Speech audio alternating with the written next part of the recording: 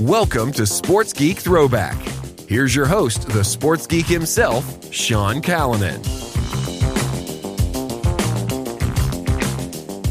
G'day, I'm Sean Callanan from Sports Geek, and welcome to Sports Geek Throwback, where I pick out the best bits from the Sports Geek podcast archive.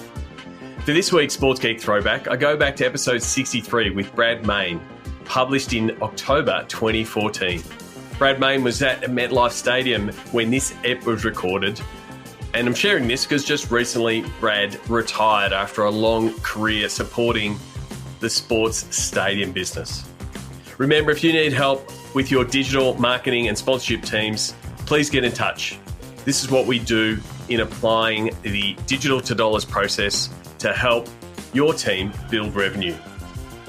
In this throwback episode, Brad and I discuss the technology demand in sports stadiums. Remember, you can listen to the full episode at sportsgeekhq.com/63. Enjoy my chat with Brad Mayne. You would have had there was a lot of preparation to be ready for the Super Bowl and to upgrade the infrastructure of the stadium from a Wi-Fi and a cellular infrastructure point of view. I spoke to Michelle McKenna-Doyle at Seat, and she spoke about like analysing how much data that was being used at the Super Bowl. I think it was 3.2 terabytes of data sent by fans from their phones at the game. Obviously, people want to make sure that they send out a photo and send out a tweet and brag that they're at the Super Bowl. What was it like running that project and getting that infrastructure in place? So, again, harking back to Mark Cuban's point of letting the fans use the technology when they want to, but they really want to be part of the game. How was it to run that project and get the stadium up to scratch? Yeah, it was a benefit for us long term because we had to upgrade the system. And 1 year prior, we began using consultants and different contractors to give us some guidance and direction. Of course, we had the information of how much the IT became a part of the games for prior seasons, prior Super Bowls in each year. The amount of technology that was being used at the games, and it was growing exponentially. And so we just extrapolated out what had happened the 3 years prior, where we thought we needed to be. And fortunately, we were able to take advantage of installing everything here and making it permanent. And that's really been a blessing for us going forward. It's interesting that we more than quadrupled the amount of capacity we have from a Wi-Fi and cellular standpoint in order to take care of the Super Bowl. And, when you go from a pipeline that was about 200 megabits to up to 1 terabyte for your pipeline coming in and out, and then all of the additional infrastructure to allow for the downstreaming and upstreaming, the inbounds, the outbounds. It was an amazing experience. And what's interesting is we've proven now with gathering the data that we had, prior to the Super Bowl, we had some guests who were underserved because we didn't have enough capacity to take care of everything that they wanted to do. And now today we do. And we follow that very closely with each one of our games.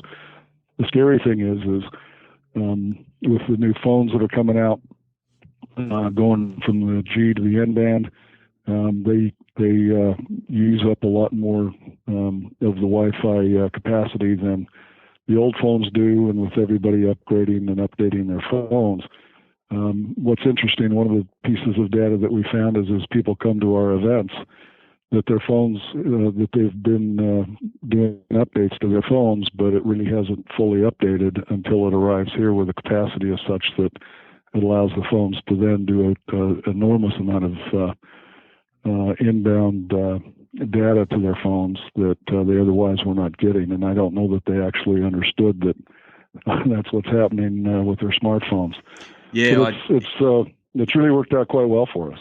Yeah, I'd spoken to John Brams at Extreme, and some of the stuff that the analytics that they've done with their partnership with the NFL was, a lot of fans don't connect to Wi-Fi that often, and so then when they turn up to a stadium, a big chunk of the data that's being downloaded is people updating their apps and updating their operating systems. So I think the sophistication of how the pipeline is offered to fans and blocking that kind of thing.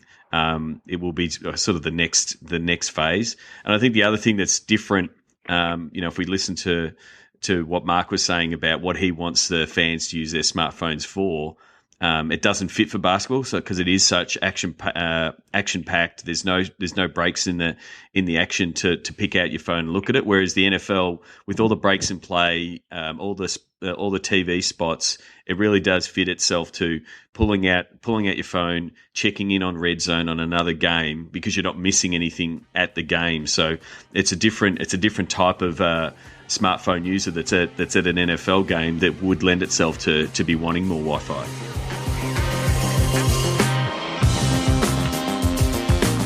If you like this Sports Geek Throwback episode, please check out the full episode at sportsgeekhq.com. Please share Sports Geek with your sports business colleagues. We appreciate you sharing. We love working with podcast listeners. Please get in touch so we can help your team. Go to sportsgeekhq.com/phone call. All Sports Geek episodes are available at sportsgeekhq.com and all podcast platforms.